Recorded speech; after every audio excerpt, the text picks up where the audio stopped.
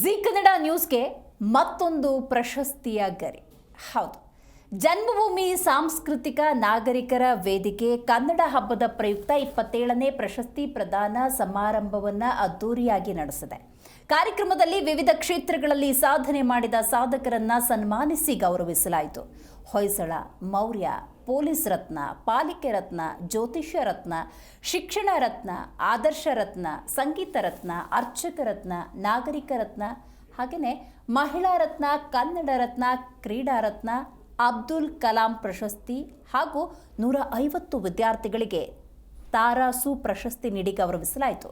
ಈ ವೇಳೆ ಜಿ ಕನ್ನಡ ನ್ಯೂಸ್ನ program head BK Surendra Naik ಅವರಿಗೆ ಮಾಧ್ಯಮ ರತ್ನ ಪ್ರಶಸ್ತಿ ನೀಡಿ ಸನ್ಮಾನಿಸಿ ಗೌರವಿಸಲಾಯಿತು.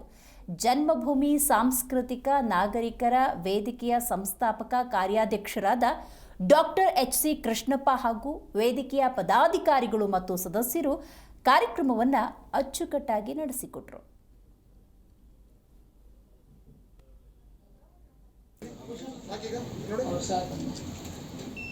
ಜನ್ಮಭೂಮಿ ಸಾಂಸ್ಕೃತಿಕ ನಾಗರಿಕರ ವೇದಿಕೆಯ ಕನ್ನಡ ಹಬ್ಬದ ಪ್ರಯುಕ್ತ 27ನೇ ಪ್ರಶಸ್ತಿ ಪ್ರದಾನ ಸಮಾರಂಭ ಅದ್ದೂರಿಯಾಗಿ ನೆರವೇರಿದೆ. ಈ ಸಂದರ್ಭದಲ್ಲಿ ಜಿ ಕನ್ನಡ ನ್ಯೂಸ್ನ program head BK Surendra Naik ಅವರಿಗೆ ಮಾಧ್ಯಮ ರತ್ನ ಪ್ರಶಸ್ತಿ ನೀಡಿ ಸನ್ಮಾನಿಸಿ ಗೌರವಿಸಲಾಗಿದೆ. ಜನ್ಮಭೂಮಿ ನಾಗರಿಕರ ವೇದಿಕೆಯ ಸಂಸ್ಥಾಪಕ ಕಾರ್ಯಾಧ್ಯಕ್ಷರಾದಂತಹ ಡಾಕ್ಟರ್ ಎಚ್.ಸಿ. ಕೃಷ್ಣಪ್ಪ ಹಾಗೂ ವೇದಿಕೆಯ ಪದಾಧಿಕಾರಿಗಳು ಹಾಗೂ ಸದಸ್ಯರು ಕಾರ್ಯಕ್ರಮವನ್ನು ಅಚ್ಚುಕಟ್ಟಾಗಿ ನೆರವೇರಿಸಿಕೊಟ್ಟಿದ್ದಾರೆ.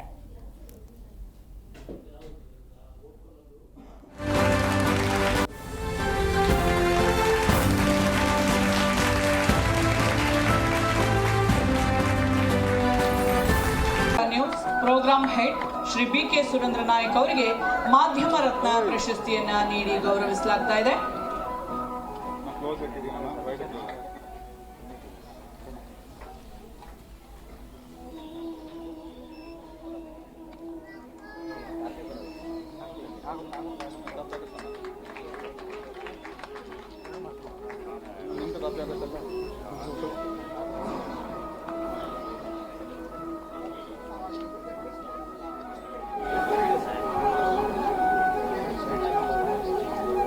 ಹಾಗೆ ಪವರ್ ಟಿವಿ ಬೆಂಗಳೂರಿನ ಹೆಡ್ ಆಫ್